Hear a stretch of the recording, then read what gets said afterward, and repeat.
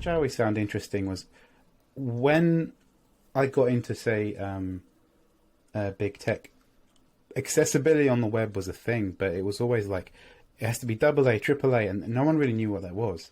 And thing which I learned about like design systems in general is like accessibility first, like color contrast you knew, but there was no, design college doesn't teach that stuff foundationally as a thing, because we were taught like as graphic designers who eventually became the industry as it is.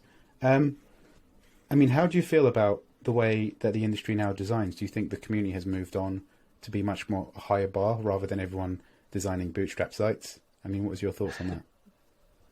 I think bootstrap sites are valid. I'll say that first. Yeah. But I think in terms of design in tech, I think we have a long way to go. It's interesting to me to see how design systems in the community keep up with the pace of like technological development. Like I'm always fascinated by how systems take advantage of the capabilities of device. Like typography is one example. It can become a lot more nuanced and support a lot more character sets once we got like higher density displays. Yeah.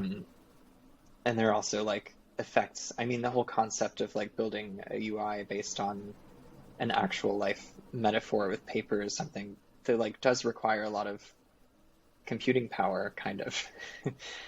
So you're talking about specifically, say, like the shadows and stuff in material and the concept of, where does the term material come from, for those who don't know? Yeah, you give that spiel as well. I wasn't around back when it was invented, but the story that I always heard was that someone asked the question, like, what is the interface made out of? And so it was kind of an exploration of, like, can we say that there is a material here? And if we can, like, what is it and how does it behave? And of course, I think, like, material design as a system is hugely informed by graphic design, and there are many people on the team who were graphic designers previously. So I think paper felt like a natural metaphor. And it works really well. But since we're like inside a phone or a tablet or a computer, it can do stuff that paper in real life can't do. Yeah. Do you think people, users of the devices or people in general, actually get the metaphors?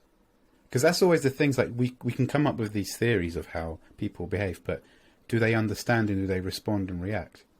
Yeah, I think ideally when someone's using an interface, they don't stop and say like, I get this, or like this card goes underneath the app bar because it's lower than that. It's something that's like maybe not even perceived or even felt, but like the result of it is something tangible, which is that the person can successfully do what they want to do.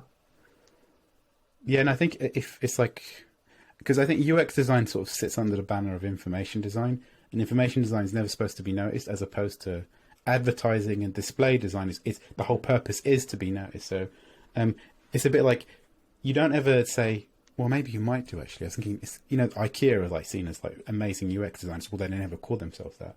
But you don't say, oh, this is an amazing chair, but then you might do if it's really comfy.